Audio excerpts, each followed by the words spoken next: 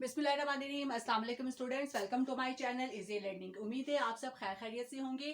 जैसा कि आपको मालूम है कि हम वायरसेस के बारे में स्टडी कर रहे हैं, तो आज की वीडियो में हम जिस वायरस को स्टडी करेंगे उसका नाम है HIV, यानी कि ह्यूमन इम्यूनो डेफिशिएंसी वायरस। और आप सबको मालूम है कि ये वायरस जो है ह्यूमन बींग्स के अंदर एड्स को कॉज करता है।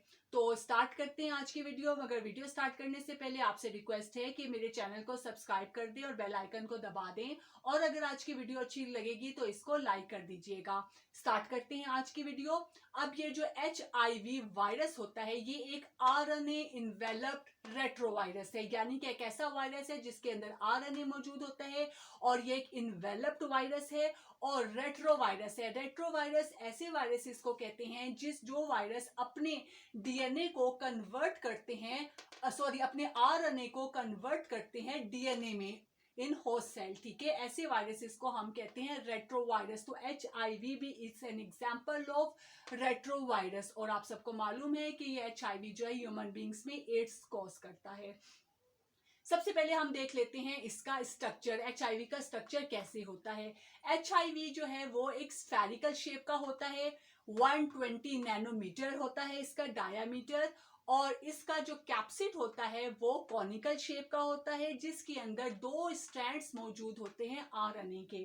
अब चूंकि ये इन्वेलप्ड वायरस है तो इसके कैप्सिड के बाहर एक एक्स्ट्रा लिपिड की लेयर होगी। ठीक है, और उस लिपिड की लेयर के ऊपर जो है ग्लाइकोप्रोटीन रिसेप्टर्स मौजूद होंगे। इन रिसेप्टर्स का काम क्या है कि ये रिसेप्टर इस वायरस को अपने होस्ट सेल के ऊपर अटैक करने, बाइंड करने में और फ्यूज उसकी जो होस्ट सेल की सेल वॉल फ्यूज करने में हेल्प करते हैं। ठीक है, इसके अलावा HIV के अंदर 3 तरह के एंजाइम्स मौजूद होते हैं।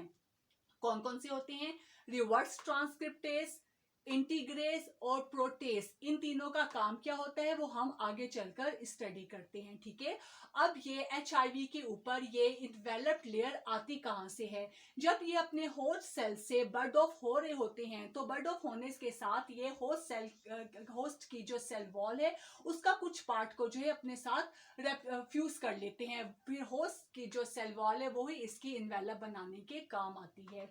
अब HIV की डिस्कवरी कैसे हुई थी? आपको मालूम है कि HIV जो है ह्यूमन बींग्स के अंदर एड्स को कॉज करता है। सबसे पहले ये आइडेंटिफाई हुआ था 1984 में फ्रांस और USA में।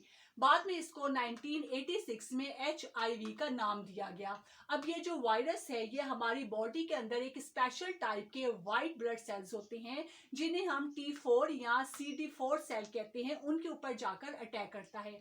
और आप सबको मालूम होगा कि ये जो वाइट ब्लड सेल्स होते हैं वो हमारी बॉडी के अंदर इम्यून सिस्टम डेवलप करते हैं, ताकि हमारी बॉडी मुख्तलिफ बीमारियों से महफूज रह सके। अब जब ये वायरस वाइट ब्लड सेल्स के ऊपर अटैक करेगा तो बॉडी वाइट ब्लड सेल्स को खत्म करना शुरू कर देगा, तो बॉडी के अंदर इम्यून सिस्टम कैसे बन पाएगा?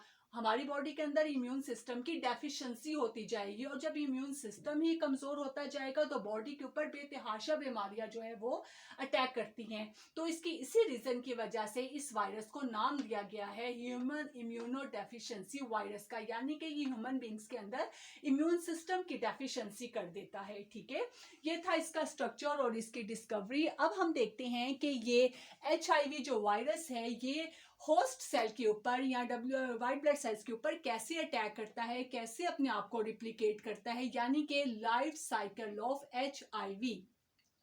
HIV का जो लाइफ साइकिल है उसको हम 7 स्टेजेस में डिवाइड कर सकते हैं। ठीक है, binding, fusion, reverse transcription, integration, replication, assembly and budding. Start करते हैं। यहाँ पे मैंने ये एक वाइट ब्लड सेल्स बनाया है। अब ये जो हमारे पास T4 वाइट ब्लड सेल्स होते हैं इनके ऊपर भी रिसेप्टर्स मौजूद होते हैं, CD4 रिसेप्टर्स, और इन्हीं रिसेप्टर की मदद से ही या इसकी वजह से ही HIV इन सेल को रिकॉग्नाइज करते हैं। ठीक है, जब ये इन सेल को रिकॉग्नाइज करेंगे तो ये अपने ग्लाइकोप्रोटीन रिसेप्टर की मदद से जाकर इसके साथ बाइंड हो जाएंगे। ठीक है, पहला स्टेप आ जाएगा बाइंड, जिसमें ये अपने आप को HIV के रिसेप्टर के साथ जो है होस्ट सेल के रिसेप्टर के साथ बाइंड कर लेता है। दूसरा स्टेप आ जाता है फ्यूजन। बाइंड होने के बाद क्या होता है कि ये होस्ट की जो सेल वॉल है उसको फ्यूज कर देगा, और जो HIV का RNA है वो होस्ट सेल के अंदर एंटर हो जाएगा। एंटर होने के बाद क्या करेगा, जो वायरल का आरएनए है ये अपने आप को कन्वर्ट कर देगा वायरल के डीएनए में, ठीक है। और ये कैसे काम होगा, यानी कि रिवर्स ट्रांसक्रिप्शन होगी। हमारे पास जो एंजाइम मौजूद था रिवर्स ट्रांसक्रिप्टेस, ये रिवर्स ट्रांसक्रिप्टेस वायरल के आरएनए को कन्वर्ट कर देगा डीएनए में, ठीक है।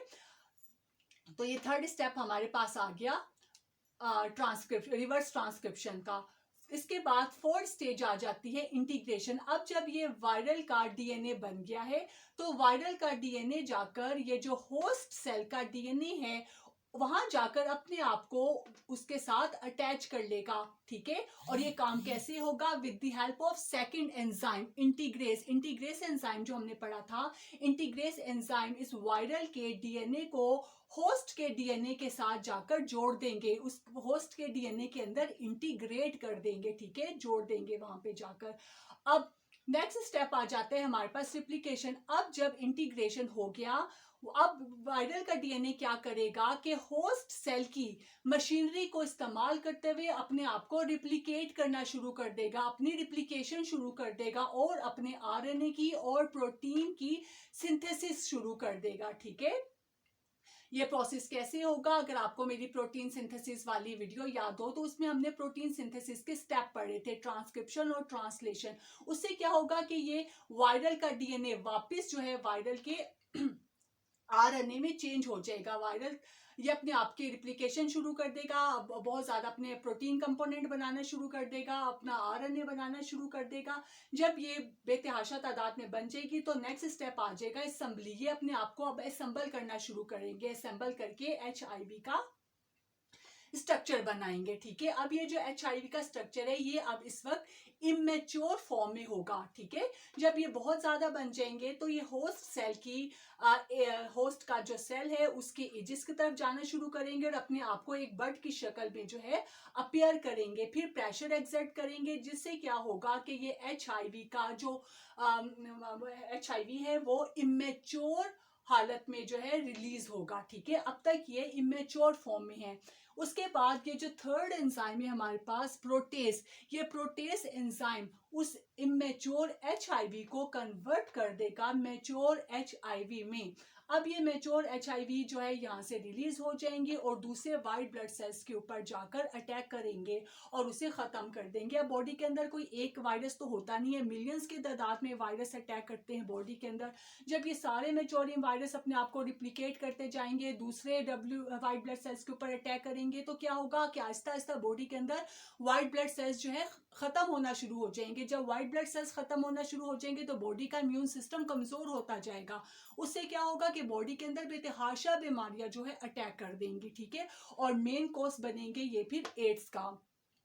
अब ये इतना वो पावरफुल होता है कि इसकी जो ये जो अर्ली स्टेजेस है, अर्ली स्टेजेस पर भी इसके सिम्टम्स अपीयर नहीं हो पाते हैं, ठीक है। बहुत मुश्किल से इसके सिम्टम्स अर्ली स्टेजेस पे अपीयर होते हैं जब तक कि ये अपनी मैच्योर फॉर्म में नहीं आ जाता है। तो नेक्स्ट हम थोड़ा सा देख लेते हैं कि एड्स के सिम्टम्स क्या होते हैं, ठीक है।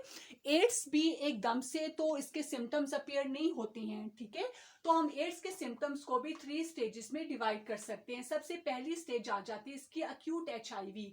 ये बिल्कुल अर्ली सिम्टम्स होते हैं एचआईवी के, जिसमें बॉडी में बुखार होना शुरू हो जाएगा, स्वेलिंग, लिम्फ नोड्स बनना शुरू हो जाएंगे, इन्फ्लेमेशन ऑफ थ्रोट होगी, गले में इन्फ्लेमेशन होगी और नाइट स्वेटिंग बहुत ज्यादा होगी। मगर ये जो सिम्टम्स है वो ज्यादा अरसे तक परसिस्ट नहीं कर पाते, कुछ दिन तक रहते हैं, उसके बाद ये सिम्टम्स जो है खुद ही डिसअपियर हो जाते हैं, ठीक है। यानी इस स्टेज में, बिल्कुल अर्ली स्टेज में तो एड्स बहुत मुश्किल से रिकॉग्नाइज होता है क्योंकि इसके सिम्टम जो है वो डिसअपियर हो जाते हैं। उसके बाद इसकी दूसरी स्टेज शुरू हो जाती है जिसको हम कहते हैं क्रोनिक एचआईवी। उसमें क्या होता है कि बॉडी में दोबारा से बुखार होना शुरू हो जाता है, लिम्फ नोड्स बनते हैं बॉडी में और लिम्फ नोड्स ज्यादातर नेक के रीजन में बनते हैं, आर्म पिथ में बनते हैं। और इसके अलावा उस पर्सन को कफिंग स्टार्ट हो जाती है, डायरिया हो जाता है, फ्लू हो जाता है, नाइट स्वेटिंग बहुत ज्यादा होती है, ठीक है।